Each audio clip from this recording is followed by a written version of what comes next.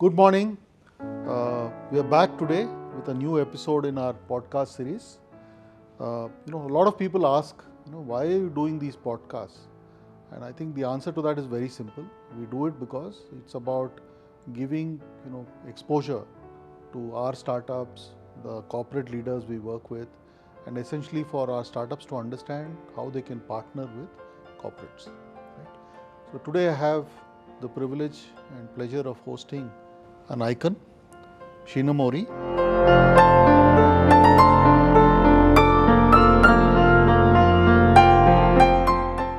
Sheenam Ohrie, Managing Director of Broadridge India.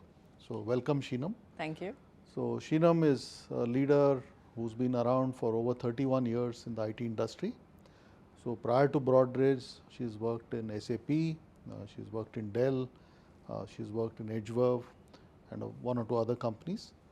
So thank you for being here, Sheenam. Appreciate your taking time from your busy schedule to take time for this. Really looking forward to this conversation, and I do hope there'll be a lot of insights you'll be able to share with us, which will be of value to our audience. I hope so too. Thank you. Thank you. Okay, so let's start with just maybe for the benefit of our audience. Broadridge is one of those players which is an extremely critical player in the financial services space, but it's relatively a low profile company. Yes. And it's been around for a very long time, but tends to be a little bit below the radar, if you will, right?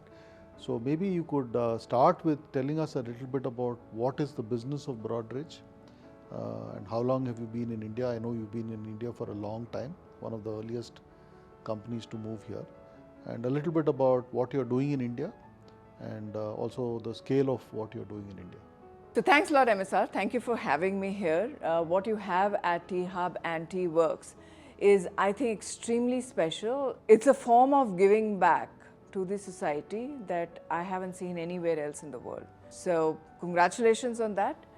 And Broadridge is, I think, honored to be partnering with you. Thank you. About Broadridge, yes, you're right. We played low scale. We are about 16 years since we divested out of ADP. And those 16 years we have been in India, primarily in Hyderabad, and then we started Bangalore about 6 years back. Broadridge globally is a little over 6 billion in revenues, and the mission and the vision that we have for our company is to enable better financial lives. We do that by actually creating a communication hub that powers investing, corporate governance, and communication, so to say. We're very strong in the space of anything that you want to do with equities, in the space of mutual funds, and we bring together into our platform a lot of institutions that are either companies that are have gone public, or mutual funds, or insurance players, and link them to tens and billions of retail and institutional investors. By doing so, we actually leverage technology a lot, and our customers are enabled through the digital transformation that we bring to them. One of the things that we do, MSR, very well is really have, going back to the alphabets, the A, B, C, D of innovation: analytics, blockchain, cloud, and digitization is what we call it. And it's extremely proud for us to say that all of that is really centered in Broadridge India, and has actually a lot of concepts have come out of Hyderabad. Thank you. Thank you. What is the headcount currently in, how many people do you have in India, and what's the split between Bangalore and Hyderabad? So right now, Broadridge globally is about 14,000 people, out of which we are a little over 5,000 in India, 3,300 in Hyderabad, 1,700 in Bangalore. We're about 65-35 from a demographics piece in R&D and operations. So that's really our demographics from that perspective. Okay, so close to about 35% of people in the company worldwide are in India, yes. That's super interesting. Yes. Okay, so Sheenam, I want to shift tracks and move up to, so I think this year has been the year of generative AI, right? Yes. Every conversation you're in, it's hard to get into a conversation without some discussion about how AI is going to disrupt the future and all of that, right? And as somebody in the financial services space, a large company like Broadridge. So two questions to you. One is how are you weaving in AI into the strategy from a Broadridge perspective? Second question is a question which keeps getting asked about how do you use AI responsibly? Yes. Right? So I thought I'll get your insights on these two themes. All right. I think both very good questions. And I'll take a step back. Earlier this year, we have started to create a Broadridge 4.0 strategy. For us, the Digit.0 is really a 6-year strategy that we define in the organization. And we are now in the 4.0 era that just started off on 1st of July. So in April this year, we started to build on this strategy. We'll be actually presenting this to our investors in December. And one of the key tenets of that strategy, MSR, is really about AI being embedded into every single product or application that we have at Broadridge. So that's something that is going to be a game changer, we believe, for us. Earlier, we used to have a COE which was based out of Pittsburgh, and we used to create data products from that perspective. But really going forward, that's going to be our approach, and we are working towards seeing what we can do over there. I'm going to answer your second question first and then move to the Gen AI piece. Responsible AI is, I think, something that everybody needs and wants to do, right? How does one get to responsible AI? I think transparency in the way you're building your models, transparency in the data sets that you're using from a model perspective is, I think, key. So letting your customers know, right? Like for us, most of our customers, all our customers are institutions, right? So letting them know what are we doing, what kind of data sets we are using, what are we doing with that data, what is the kind of model that we are using is really important. So transparency is one. Owning up the results of that data set is then the second leg of that. So I can't say, this was a problem with the AI. If something that I'm delivering, it has to be something that I have to own from that perspective. But even a step below that is the fact that you have to think about what is the data that you're consuming, okay?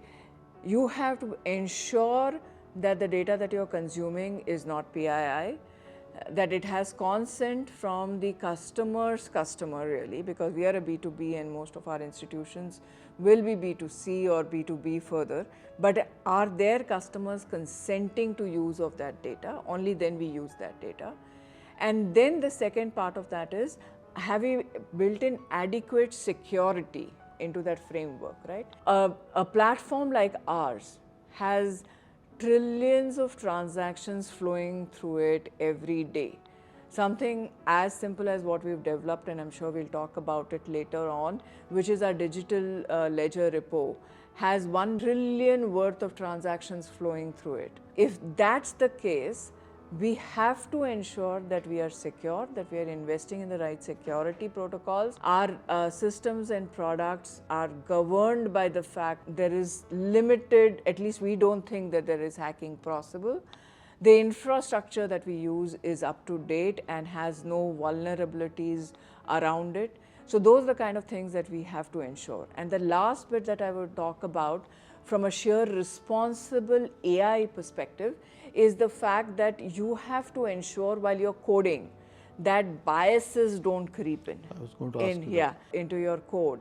And that's, I think, super critical. So your team structure has to be diverse because we are human beings. And if we are human beings, we will have biases. But if you have diverse teams, then sometimes those biases kind of negate each other. And that is important when you're creating a team that goes in. You have to be also very clear in the kind of test models that you create, that you're testing for biases, right? Now that's really around the responsible AI. If I go on to Gen AI changes everything. literally, right? We're talking about predictive and preventive data models till now. Suddenly you have the capability of taking in large language models really and making sense of so much of data that's available across the internet to solve for problems that customers wanted a solution for but was very complex, right? Some of the things that we can work around with Gen AI is really in the internal operations, and I think that's not just for a fintech, but it's also for other organizations. So I think use cases that we are seeing around are in the marketing space for CRM, and that's something that we are also going to be doing. We are seeing a lot of use cases around training with respect to HR, right? So how can you make training really easy to consume and very personalized? One of the problems that a company like ours, which is in a very critical fintech domain, has is how do you upskill people into the domain of our domain, right? And that sometimes can take anywhere from 6 months to a year to really make a person fully productive. With the advent of Gen AI, I believe that we can at least reduce that by 3 months, if not more. Those are the kind of applications that you have around.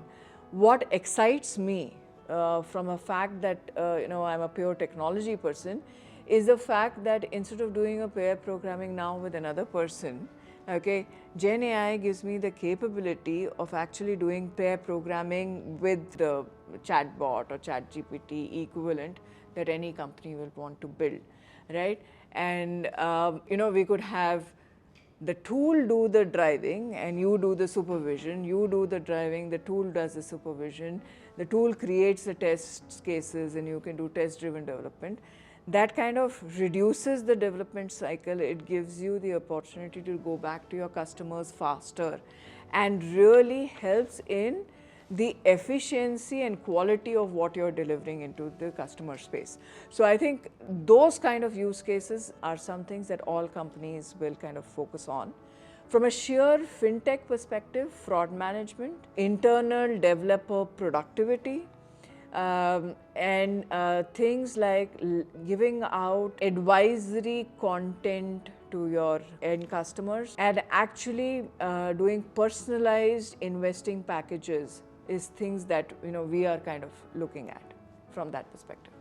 That was very eloquent. Thank you for, I think, the way you articulated that in very simple, but first of all about how AI and then how the responsible use of AI and talking about transparency in terms of data sets, keeping the communication open, etc. I think that's a template which I think a lot of organizations can leverage. Thank you for that. Okay, so let's just move on to, I want to kind of change track, right? Okay. And I want to bring this back to something which I know you're very passionate about. Okay, and this is about women in tech. Right? Okay, we'll get back to technology later. Okay. But I want to keep this a mix of tech and about issues which I know you feel very strongly about, and you're a passionate advocate, right? So I have two questions, Sheenam, on this. One is first of all at Broadridge, right? I'd like to get your perspective on what are you doing as a icon to ensure more diversity, equity, inclusion. One. And second is for others, you are in several leadership forums and so on. I know you're actively involved with community building in the tech space. Talk us through what you think can be done to ensure that we have more women, first of all, in the workforce, and second is in leadership roles. Thank you. And you are absolutely right, MSR. This is something that's extremely close to my heart. I've been told that I'm partial and biased, and most times I don't bother about it. But I think the science around inclusion is very clear, and everybody knows it. You have the attract talent, you have the the develop talent, and then you have the retain talent, right? Now, one of the things that we are doing at Broadridge, and I believe institutions can do it very easily, institutions who have changed their diversity ratios have already done it, is be very intentional about hiring diversity talent. And when I say diversity, women talent is really important, but you should focus on all aspects of diversity. A lot of people in the LGBTQ community, for example, are now coming out open. It's becoming far more easier for them to come out open. We have a lot of presence of that in social media. Our movie industry has kind of embraced it. So there is a lot of talk around that. So I think organizations at large have to see how they can go out and ensure people feel comfortable. So there are certain basic infrastructures around policies, around guidelines that I think we all know about, and I'm not going to talk too much on that. But getting people from these communities, whether it is women or people with physical disabilities or from the LGBTQ community, comfortable into your environment, I think is highly critical. And for that, there has to be sensitization. People need to understand why. The business imperatives of diversity, and I touched upon this a little earlier when we were talking about the AI biases. I think the diversity helps in businesses, right? So that's something that one has to be really, really conscious about. So one is the policies part, but the second is really how do you sensitize your managers, how do you sensitize your environment to that. Then I think the next component, which is moving from diversity to really inclusion, is to try and figure out what is it that people of that community need, what are their problems that they face. And I'll give you a simple example that we are all aware of, right? When you're back from maternity leave, you have a young child at home, you may want to work from home for some point of time. You may want to do part-time work for some point of time, and I think all organizations understand it. But let's go a little above that, right? Once that has happened and you've come back, what kind of assignments are you giving to a woman, right? What kind of ratings do you give to a woman when she is going on maternity leave and she's going on maternity leave, okay? Those are the kind of sensitive issues that one has to deal with, and organizations need to be very sensitive about that. One of the things, for example, that I track personally is what is the kind of attrition that we've got. How many men leave, how many women leave out of the total percentage of men and women that we have. Are we bleeding more women? Are we hiring more women? Okay, and then when we do promotions, when we do ratings, what is the kind of percentages of women that get a 4 and a 5 in an organization versus a men percentage on 4 and 5. Now all of that starts to change the culture of the organization, because when those questions get asked, you actually are forced to look at that data and investigate as to what is it. You may be absolutely right, but if there is a bias in the system, those questions that leaders will ask enable people to help them, okay, correct those bias situations. So I think that's very important as leaders of the organization to focus on. So that's another aspect. The third aspect is how are you mentoring and grooming women to actually excel. It's a known fact that women hesitate, right? They're a little less confident than men. A little more diffident. Yeah, they're a little less confident than men. Even if they know everything, they're not going to stand up and say, I know. So as a leader, if you recognize the fact that, there is this woman who knows, push her to, get out and speak. And I'm telling you that small investment that you will make is going to be a game changer for you and for her. I have had personally, MSR, the privilege of having men sponsor me, be my allies, and I have seen how that has changed me as a professional, made me far more confident, and actually gotten me here at this stage. So I would really thank my male allies for that. Thank you. I think some very powerful and telling points about how do you create a culture of sensitization, and how do you, look at metrics You talked about, when you measure attrition rates, do it by gender, measure promotion by gender, and etc. Right? So some great points and some great takeaways there. Thank you. Okay, let's get back to tech a little bit. Okay. So you talked at length about AI and Yes. what, how, and you talked about several use cases, in terms of what Broadridge is looking at, marketing, customer acquisition, and other use cases. Let's get back to what are the other things which you are looking at from a tech standpoint, digital tech standpoint, at Broadridge today, apart from Gen AI. That's one is, I know Broadridge is also a big believer in partnering. So there's some things which I know you do, and there's a bunch of things which I'm sure you partner with the larger ecosystem. So could you kind of walk us through that? So from other technology perspective, I think we're very heavily invested in blockchain. Okay. We have about 5 blockchain products right now across the various domains that we work in. Our digital ledger repo product I talked about is something that has gone live and has got customers now trading in that. It gives you the opportunity to do collaboration using very secure tokenization frameworks and enables us actually to get into the Web 3.0 world, which is where we want to partner with T-Hub also, right? So that's one framework of technology that we are using.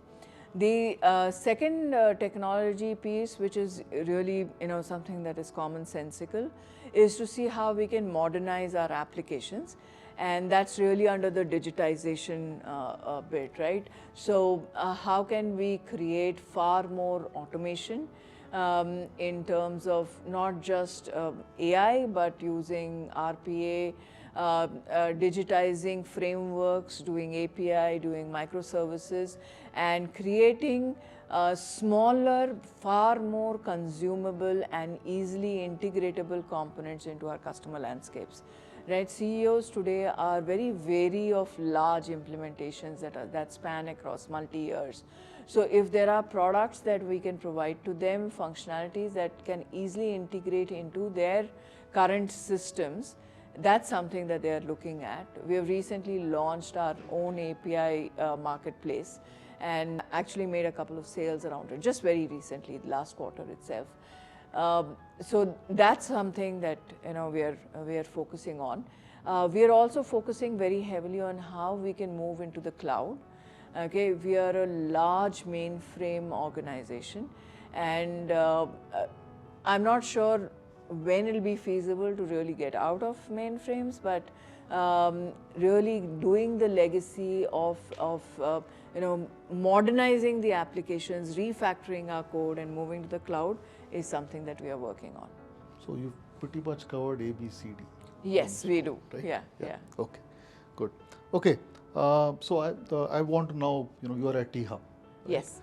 So obviously, startups are at the center of everything we do at T-Hub. Absolutely. And even the conversations we've had about partnering between T-Hub and Broadridge, really centering around how potentially Broadridge can potentially leverage the innovation ecosystem that is being built here.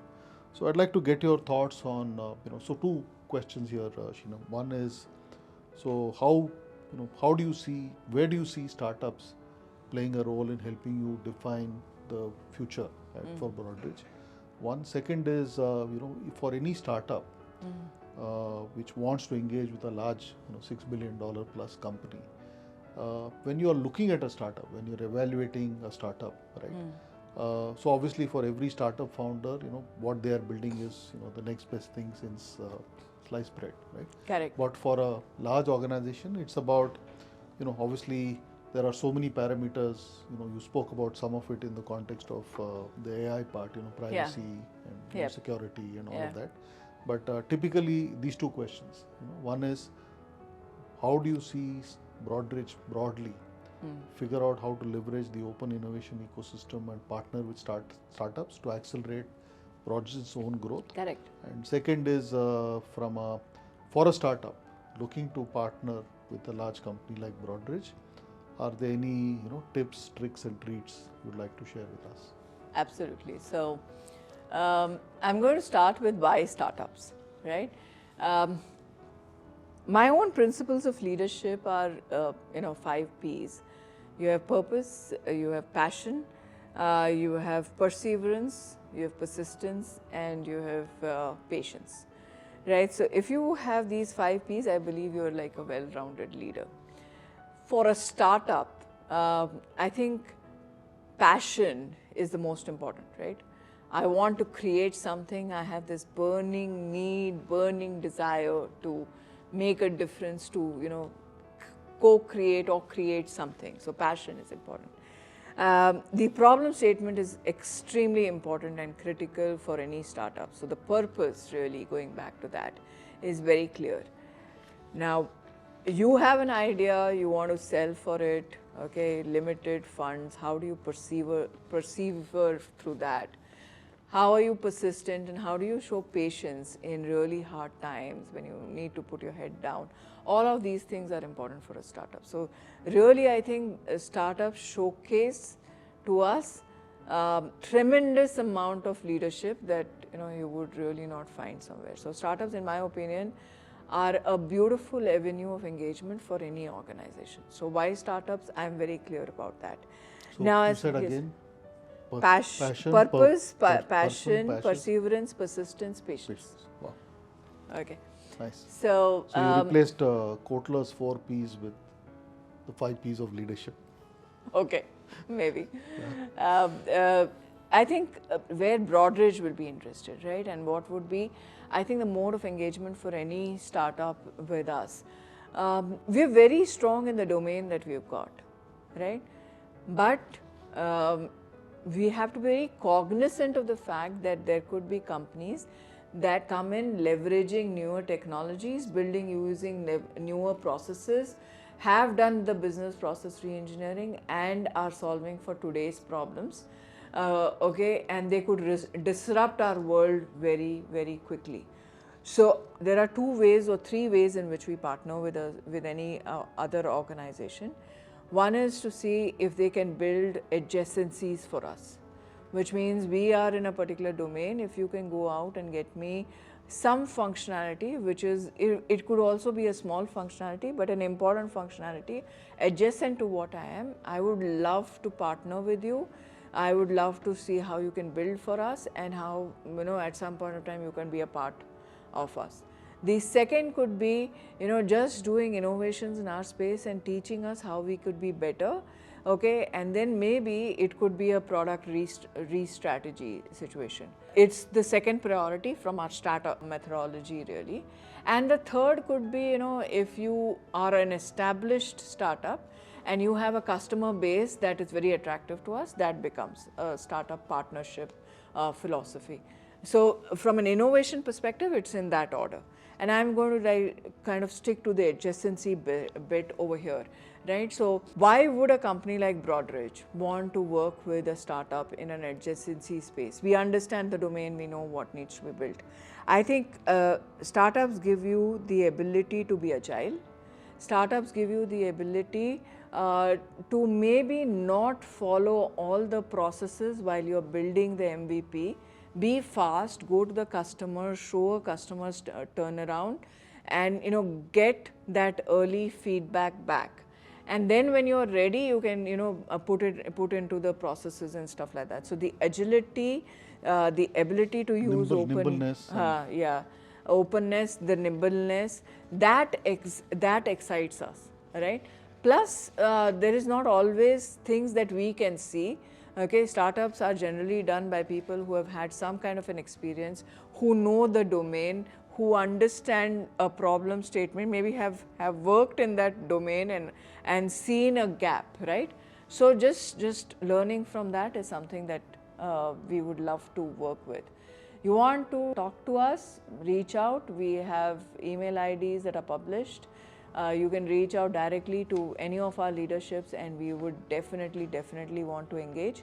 You can reach out through a platform like T-Hub. We are partnering with T-Hub, and that's something that we are already in some detailed conversations with startups that have been exposed through us through this platform. So that's another very strong avenue for you to reach out to us. Sure. So I'll circle back to I think I like your choice of these acronyms. So ABCD, 5Ps. ABCD is global, 5P is more personal. Personal, yeah. Yeah. You should put a patent around it. Type of thing. So Sheenam, let's just go back, and I think maybe what may be helpful is to also understand, particularly from the ABCD perspective, right? Some recent examples of how, what I find remarkable as part of this conversation is how a really large company, right, like yours is constantly looking at the future. Is almost the word which comes to mind is you're almost paranoid that you'll get disrupted. Yeah, right? there is some kind of paranoia in the right? system, and I think it's necessary. Yeah.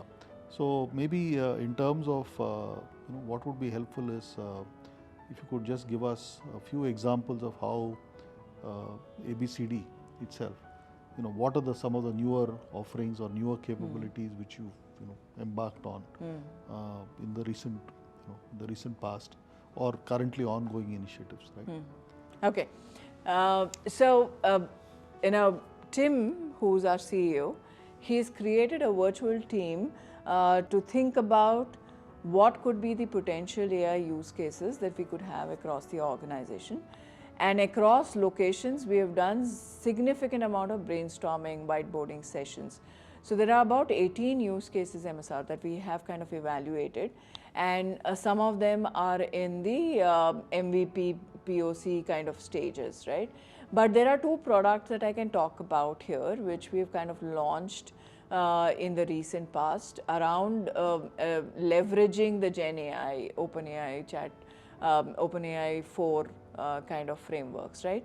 So one of them is BroadGPT. BroadGPT is an internal intranet version of the ChatGPT. It basically leverages all the data sets that ChatGPT 4 has, plus all the internal tools. We took about 9 months to develop it. It was something that we did from the AI COE based in India. And the reason why we took that time was we did not want, under any circumstances, our data sets to leave our boundaries, right? So while we leverage the power of the ChatGPT, we leverage the power of the internet data sets that are available, we did not want anything that we expose to the tool, to the platform, to go out anywhere into the mainstream intranet. So really the partnership with Microsoft, the partnership with the tools, ensuring we build the right protocols, that was critical for us, and that's why we took that time. That has potential for disruption of the internal developer productivity, the entire thing that I talked about around pair programming and stuff like that. It also allows people to learn very easily. It gives you access to everything that's available in the intranet, that's available in our own intranet. So it's really powerful and learning every day, right? The second is something that we have exposed to our customers. It's called BondGPT. From a US domestic perspective, we have about 8,000 or 10,000 companies that have got equities in the market. But when you look at mutual funds, or you look at something like bonds in the US, you're talking about 500,000 bonds that exist in the US. Now, let's assume you're doing your financial planning and you're saying, my son would need money when he is 18 years old. I need money when my daughter graduates at this point of time. I want to plan for my own vacations. I want to plan for healthcare. I want to plan for marriages, life events, right? So I have certain years and milestones in my mind. Now, if I want to kind of do my financial planning around that, and I want to figure out which is the right bond that I want to give money to, no financial advisor can surf through and give you that output from a 500,000 bond database. Understood. But suddenly now you have technology that can do it. So, and technology that learns. So BondGPT, you ask BondGPT, tell me the list of bonds that are maturing in 2023.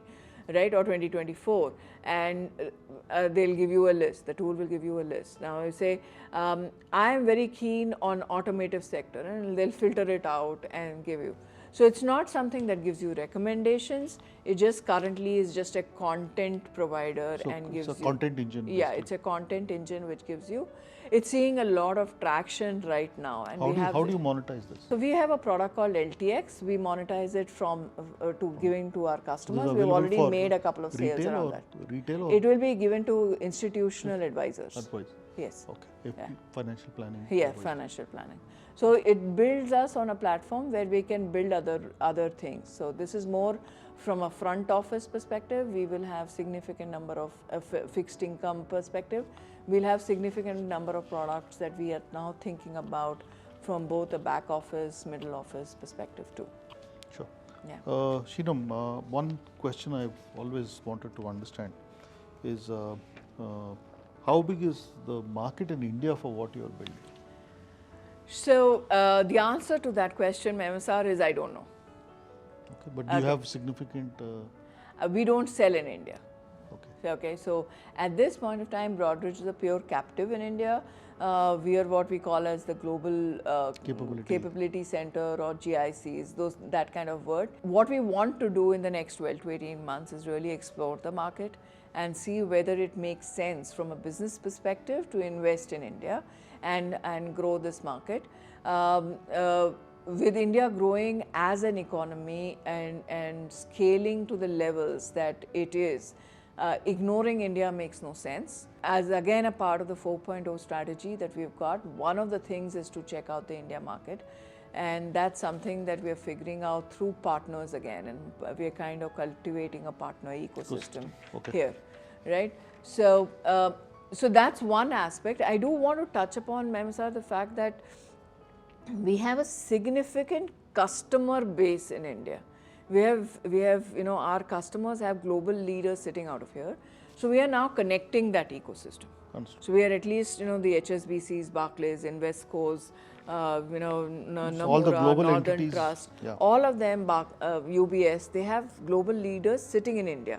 So how do you create a client network that that kind of facilitates them getting together and facilitates easier and timely, time-bound conversations is something that we want to think about. So basically the domestic fund houses. Not so much domestic fund houses, but really supporting and providing intelligence and any kind of query handling and stuff like that. Right now it all goes to the US, then goes to our counterparts and partners in the US, and then comes back here. Sure. I wish we could go on, but I think we've constrained our time. So I think the industry you are in, the fintech or the financial industry, deeply regulated. Absolutely. Right? And so how do you ensure, right, in the overall context of fairly complex regulatory landscape with so many changes in technology, etc. How do you ensure, that you remain compliant and you still adapt to this new, the new world, if you will? So I don't think we have a choice, first of all, right? But considering the fact that we are so integrated into the US domestic market, one of the things that we do very well is participate in the creation of regulatory norms. So you work closely with the regulators? Yeah, we work very closely with the regulators. We are in boards, we are in committees, we advise, we give feedback. So that's one thing that we are very, very strong about. And we invest time, our leadership invests times in building those networks. So we have therefore the ability of early information coming to us, and therefore helps us prepare in advance, right? Now that's one component. The second bit on that is really from a regulation perspective, there is intelligence, but then there is technology that one needs to build. So how do you build that technology? How do you ensure that you are compliant with the dates that are there? For example, right now we are looking at T+1. India is already at a T+1 settlement cycle, but the US is not. US is at T+2. So preparation for that, not just from our own technology perspective, but influencing our customers to get ready for this kind of change. What kind of testing we need to do, what kind of testing they need to do, how do we integrate it into that, what kind of business process re-engineering that one would need to do. So we kind of prepare ourselves both from a technology perspective and a process re-engineering perspective, and really are creating forums where our customers can also participate, so that they get compliant. So working closely with the regulators as well as your clients. Yes, absolutely. So one last question. So obviously, I think we've, the engagement we've had with Broadridge on the Web3 initiative Yes. has been, I would like to think, two-way beneficial. Absolutely. We've learned a lot. Yeah. We've learned a lot both by engaging with startups and with Broadridge. I just wanted to know, in terms of what are the other things which you think there's a potential opportunity for an entity like T-Hub to engage. You talked about a number of areas you are involved in. So Yeah. you talked about the ABCD part Yeah. of it. Yeah. So do you think moving forward there would be other areas where we could have a conversation about engaging? So the answer is absolutely yes. We have something as a concept called 605 Studios, right? And 605 comes from the building name that we've got in Manhattan. But 605 Studios as a concept is something that we are trying to build as an open innovation arm for Broadridge. And again, our need or our ask from the CEO for that is really the fact that we should not restrict ourselves. We should go out and see what are the newer technologies that have the power to disrupt the financial industry, and explore that, see if there is something that we can do in that space. Figure out products, applications, features that could be adjacent to what we have right now. And that's really where we want to focus on from a 605 Studio perspective. The engagement with T-Hub is led by 605 Studios, and the entire thing that we are doing on Web 3.0, I think we are at the tip, MSR, right? Exploration, leveraging the technology and building products is a massive journey that I believe we will be together in. Specifically in our space, and that I think is going to take good amount of energy. But as technologies come out and we see disruption, and I think the scale of change that we're going to see in the technology framework areas is going to be quite rapid. We've seen how Gen AI has changed the world. I think that is a place where we all need to be very aware of, and to see how we can kind of leverage newer technologies faster. That is what is going to give us the competitive advantage. So that's where I would look forward to even hearing back from you and coming and saying, hey, listen, this is something new which has come up. Have you guys thought about it? Do you want to do something new? Do you want to see if there is explore a possibility? That's really the cream on the cake. Thank you. Yeah. Thank you, Sheenam. I think this has been a most insightful podcast. I've really learned so much, and I'm sure our audience would benefit.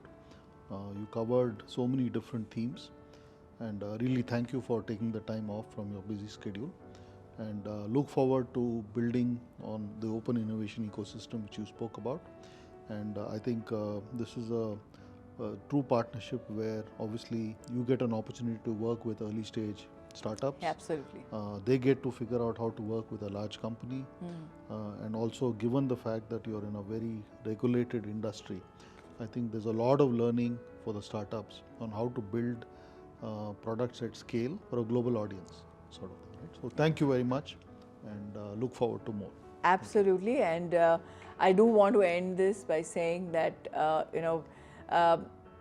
the possibilities of partnership are endless, and the fact that we can extend our product innovation arm through T-Hub with the startups is extremely exciting for us.